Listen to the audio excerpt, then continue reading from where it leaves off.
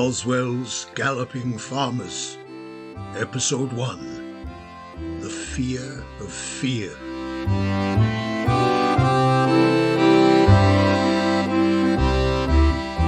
Years it's been. I can't quite believe it myself. You live your life, you think it's all behind you, but it's still there, inside you. The sights, the sounds, and the smell of it all. Aye, the smells. I've read a lot about it, the Gallipoli campaign, but it's all been about the campaign. Who was where, how many advances, how many troops, the campaign. I've never found anything that tells the story of what it was like for the ordinary ranker, the man behind the rifle and the grenade, and what those of us that come out of it alive lived through. I just think it's time somebody tell that story.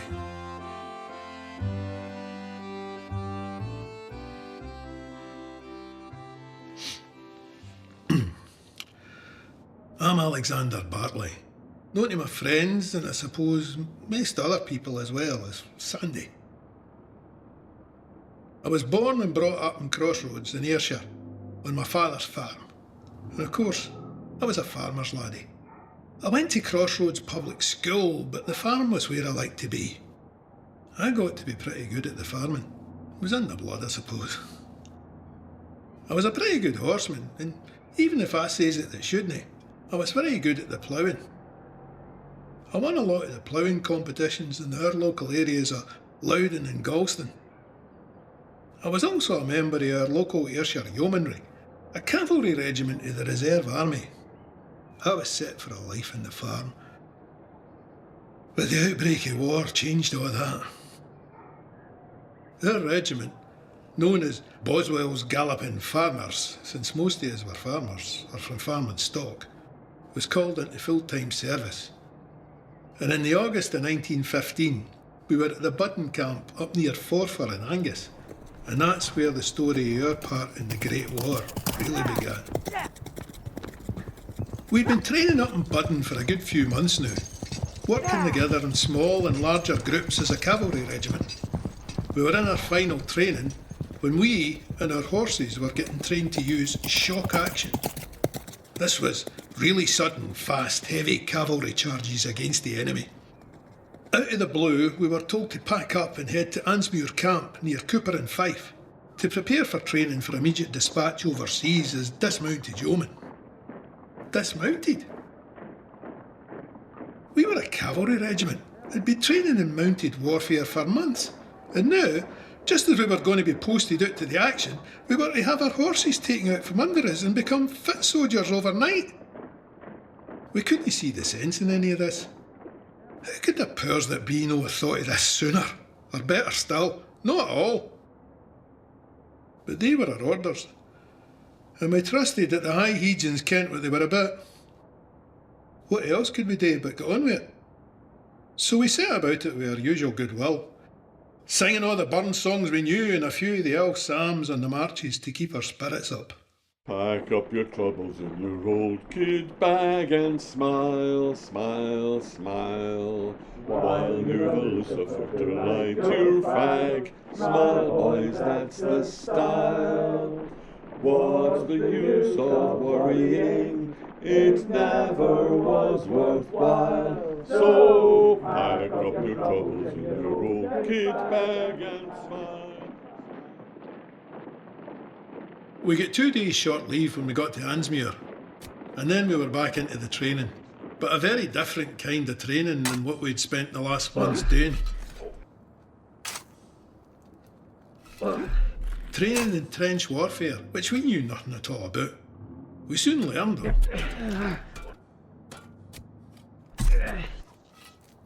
My back's breaking, I don't know about yours. Hands.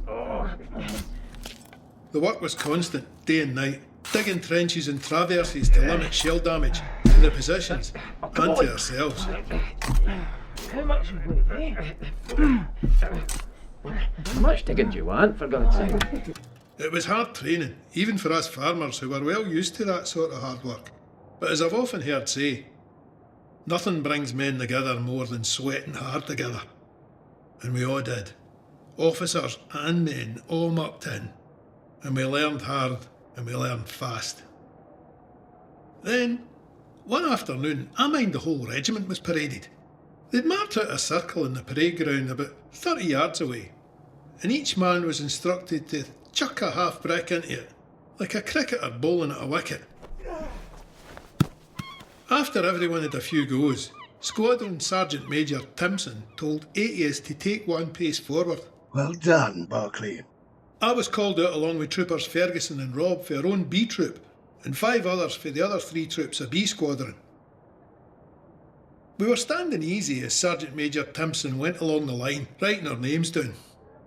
Ollie is wondering what was going on, but getting no help for the Sergeant Major in that score. Captain Dunlop and Major Kennedy were standing no too far from us, but I think they didn't think anyone could hear them. But I heard the captain saying, "Poor devils. I heard the average effective life of a bomber at the front is 4 days. That's about right, Captain. They're a prime target for snipers. The bomb saps sit in front of the front line. God help them then." That shook me, I can tell you. Up to then, none of us had any idea what the strange parade had been all about, and as far as I knew, there wasn't any such thing as a regular bomber out at the front. I'd read stories and reports about attacks with bombs in France, but neither me nor any of my friends had any idea that specialised squads carried out the attacks. That could have been because the idea of bombing and bomb squads was only just starting in the line at that time. At first, the bombs weren't even proper manufactured weapons. Most of them were being made up on the spot by the bombers out of old jam tins and scrap metal. Crude, eh? All that was now changing, as we would soon find out. The selected bomb squad men were pulled off normal training and sent to bomb school. This was an intensive training course under Lieutenant Montgomery, who'd been at an instructor's bombing school, so he was the regiment's expert bomb maker. All right, at ease. Gather round. Pay attention now. You can save questions till later. We'll be going through the basics of bomb making this morning. We learned all about the art, if you can call it that, of bomb making. All about the use and carry of the fuses, detonators, high explosives, low explosives, and wet gun cotton, and also about the various types of bombs which were now in use or were being quickly developed. These included the jam tin, the cricket ball, the Mills hand and rifle bombs, the hails, and some others which I didn't get to see at that time. The most frequently used at this time were the jam tin and cricket ball bombs. These needed 2 men to throw them. One lit the fuse of the bomb with an ordinary match, and the other man then threw it. The cricket ball weighed about 2.5 pounds. And from a position down in a trench, a good throw of one of these would be about 25 to 30 yards. You had between 5 and 6 seconds for lighting the fuse to explosion, so you didn't hang about with getting it on its way. The regiment as a whole had also been issued with the latest design high-velocity rifle, which had a new sharp-pointed bullet that fit it. These were designed to be more accurate. They handled differently for our oil rifles, so the whole regiment was sent out on a course of rifle firing at the local rifle ranges. We were learning fast, and we were just starting to understand how fast we needed to be.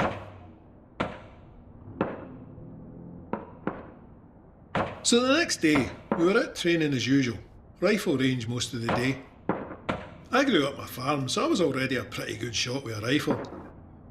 But I did have a wee think about how it would be when it wasn't a rabbit in my sights, but a man. But then, rabbits didn't usually shoot back. Men do. When we finish up, the sergeant doesn't shout "dismiss" when we march back to the barracks. Instead, he orders us to form up in a column outside the quartermaster's. We're all lined up wondering what's going on. I'm about halfway down the line-up outside the door, and the word starts coming back along the line, just as the first lads come back out, carrying their new issue kit. Khakis and a pith helmet. Tropical gear.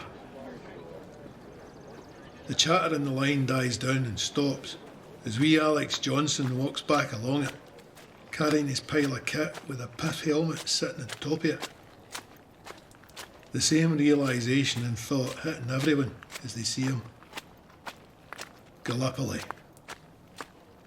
The one place that no British Tommy wants to be sent to. Our division's infantry lads had shipped out to Gallipoli in the early summer, and they had taken a pasting. Some of the units lost half of their lads in their first attack, just a couple of days after they got there. The Turks were well dug in, and they cut them to pieces with machine guns and shelling. They printed all the names of the dead in the local papers, so many all at once, and everyone knew somebody in that list. Nobody ever got leave once they went to Gallipoli. The only ones that came back were the wounded. The stories that some of them told about the place were even worse than some of their wounds, and they were horrific. Some of the other poor souls were wounded in their heads as well as their bodies. They didn't say much, but they were all changed men. Nobody in their right mind wanted to be heading to Gallipoli, and maybe we weren't. There were other places where tropical gear would be needed, but since they wouldn't tell us where we would be going to, a sort of quiet apprehension fell over the lads. No even the usual jokers and comedians could find anything funny to lift the mood. We were due to ship out on the Sunday. On the Friday before, we were issued with our infantry kit, and we hadn't a notion how to put it all together. But the next day, after we handed over our horses and all our old gear to the Ayrshire Yeomanry, a bunch of regular infantry lads appeared to show us how to do it and what went where. We got ourselves sorted and we marched around the Ansmuir training ground in our shiny new kit. I think most of us slept in it as well in case we couldn't put it all back together again in the morning. Sunday morning, we marched to the train in a typical Scottish drizzle, feeling a bit daft in our tropical kit. Where do you reckon then? How should I know, pal? Oi, there ain't no shop. Not enough bloody room in here for all of us. Where's the shopping, pal? Get a move on. Move up. Move up there. Move on, will you? We boarded that train, all togged up and still no knowing which particular hellhole we were bound for. The train left Ladybank station at 11:15 that morning, and we hunkered down for a long journey to the south coast of England. We arrived in Devonport near Plymouth, but 19 hours later, stiff and cramped. But we were almost immediately then marched onto the transport ship, the Arcadian, which seemed to set sail as soon as we were all on board.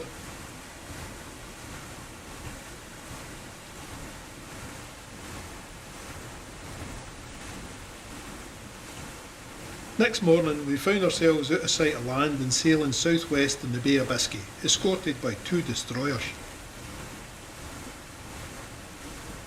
My first taste of foreign travel wasn't a good one.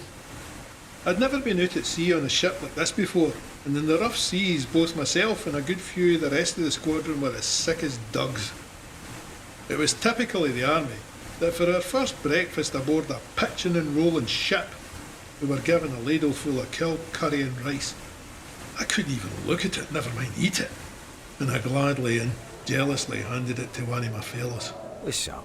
Do you not feel like eating this lovely breakfast? No, I don't. I don't know how anyone can eat anything, never mind this. You eat here then, man. I've had 4 already. Lovely bit of grub for a wee cruise. Oh my god, out my way, quick!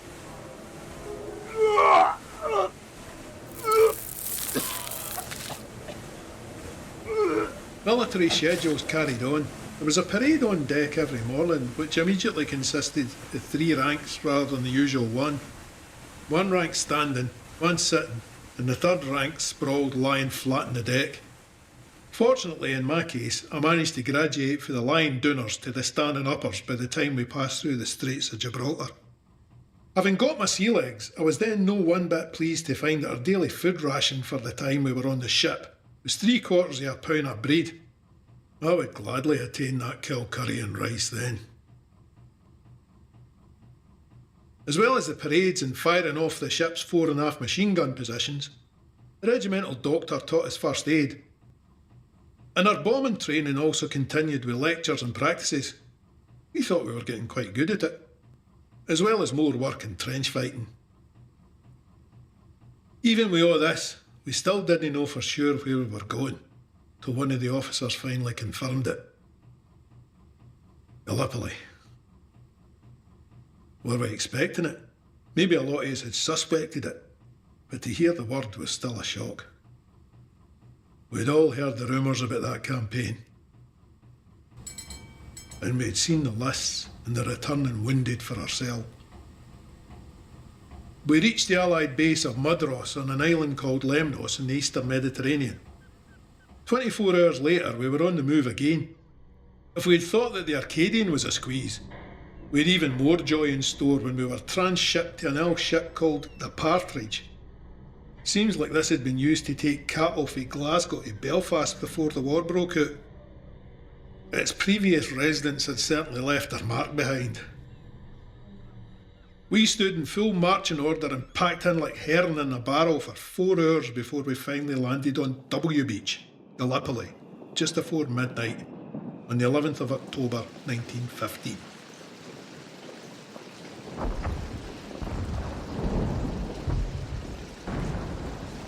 As we got into the barges that brought us ashore, we could see the enemy searchlights stretched out across the horizon. But it seemed like they couldn't see us. So we got ashore without incident and got up the cliff to the rest camp. We broke off and slept in narrow trenches for the night, although we found out quickly that if we didn't peg our waterproof sheets out above us, the rain would soon have us soaked through. We were just boys. When day broke, we couldn't wait to see what was what.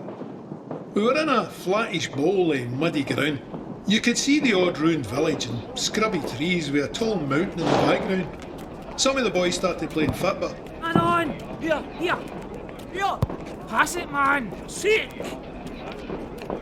Get him! Tackle him! Get him! Use the space! Use the space! Yes! And one of them tripped over a lump of earth. Only it wasn't a lump of earth.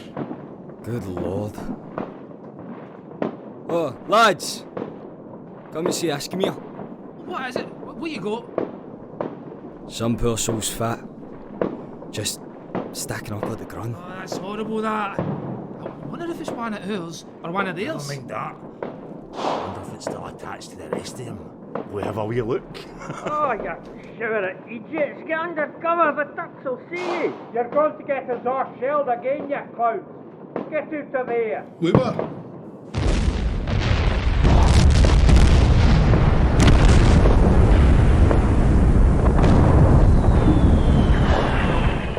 For at least 10 minutes. When the shelling stopped, we were like stupid wains. We rushed out to look for fragments in the new shell holes. And then we get shelled again.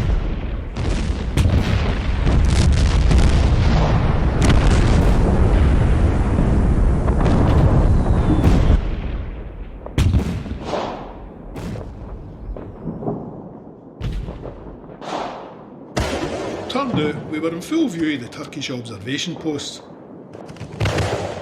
We got the message that time. Sitting targets.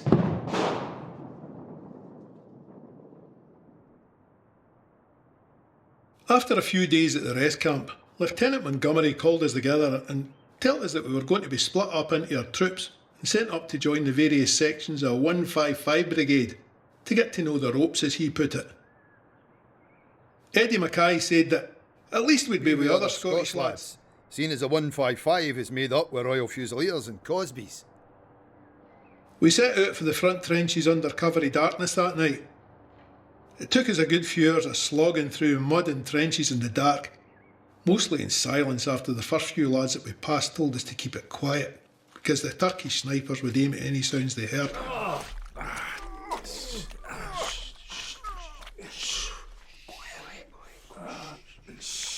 Eddie was right. My troop ended up with the 5th Royal Scots, where most of the lads were for Ayr, and I knew a good few of them. Tommy Finlay, who I knew, was keen as a ribbon, saying that they were babysitting us to make sure we didn't get our heads blown off right away. I tell them that since there were 2 Scotties to one of us, we must be twice the men that they were. We had a wee laugh, and the lads told us that our job was to keep an eye on what they were up to, and showed us the periscopes that we used to keep an eye on the Turks. Then they told us that we could try them out in the morning. At night, the only way to spy on them was to stick your head above the parapet. I did that for the first time a wee while later. The old hand said it was pretty safe because nobody on either side could really see too much unless there was movement. But I still nearly filled my breeks poking my head up out of that trench. I did my stint and then tried to get some sleep. We had to curl up where we could. But for the whole time we were on the line, we weren't allowed to take off our gear or our boots. So we carried our own lumpy beds on us all the time, with hard bits of our gear digging into us everywhere we went. The worst of it though was that fear of being frightened, and of showing it to the others.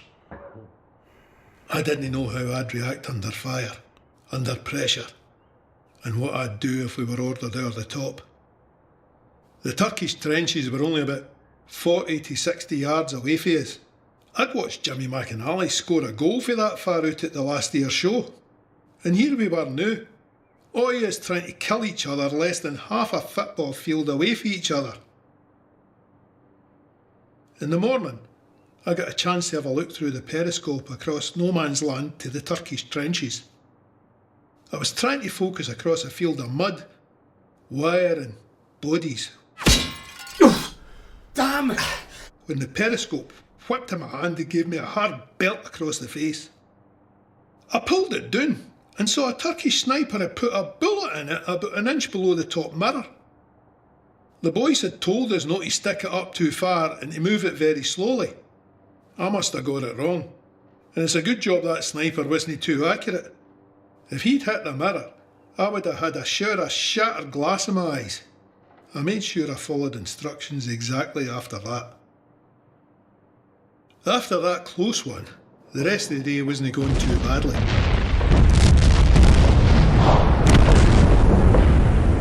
We noticed that the Turks used their big guns a lot more than we did. They sent a lot more out to us than we did to them. We found out later that they had a lot more guns than we did, and a better supply of shells. Makes sense when you think about it. They had well-established inland supply lines to keep them going. Everything we shot or fired had to be brought in the boats down in the bay. So we were outgunned and outshot at every turn.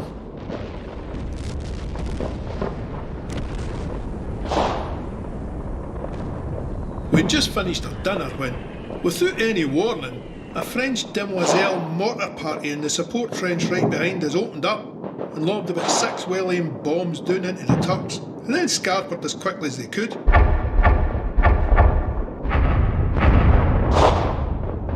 We were just saying, good shooting and stuff like that, when the Fusilier sergeant started swearing like a heathen and telling us to get under cover as we were going to get it in the neck thanks to them. Myself and the other off-duty Fusilier sentry I'd been eating with jammed ourselves down into the firing step, tight against the front of the trench, and the sergeant got down into the wee dugout at the back of the trench below the paradoses. Just as 2 Turkish field batteries opened up on us and sent about 30 shells down into our area.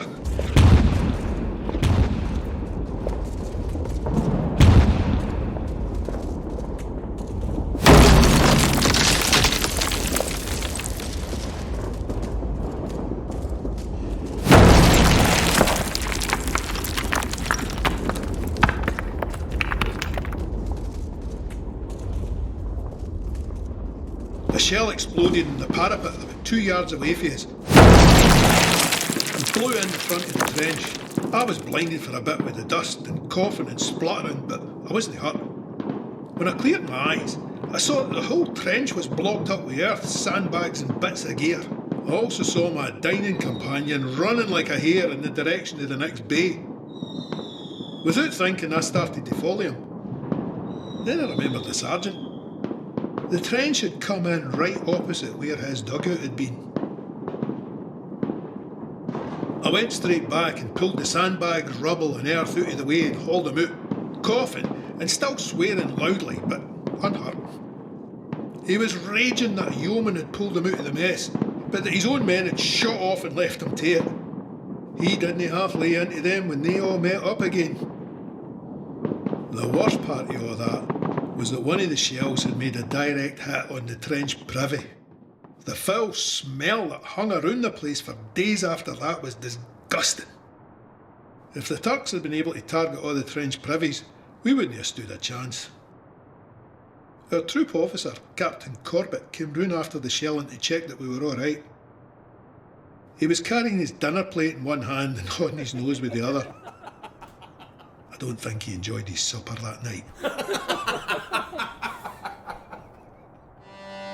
Oh, they took away my horse, said you're now a fit soldier, gave me a new rifle, with a big jaggy boja, I was out flinging bombs, afore I was much older, in the bloody red mud, that's beyond Suvla Bay. For we're all in the mud, and we're kneeling and praying, if you poke up your feet, you could guy well be staying, if I ever get home. There'll be money still laying in the bloody red mud, that's beyond Suvla Bay.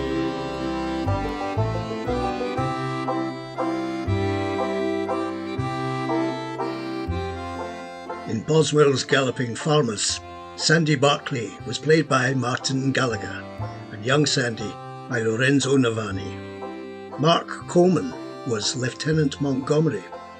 The men and officers were played by Taylor E. Blades, Kenny Burnham, Graham Cobb, Robert Donaldson, Ewan Galbraith, Fraser Kirkland, Graham Corn, Ian McAloose, Derek Crawford Munn and William M. Watson. The song, the Gallipoli Waltz, was composed and performed by Martin Gallagher. The music was arranged and performed by David Simpson. Boswell'S Galloping Farmers was based on the memoir of Sandy Barclay, edited by Rob Close and William M. Watson. The play was written by Jill Corn and Martin Gallagher. Our sound engineers were John Boyd, recording at the Hospital Broadcasting Studios, Glasgow, and Terry Merrick at Origin Studio, Dublin. Sound design was by John Boyd.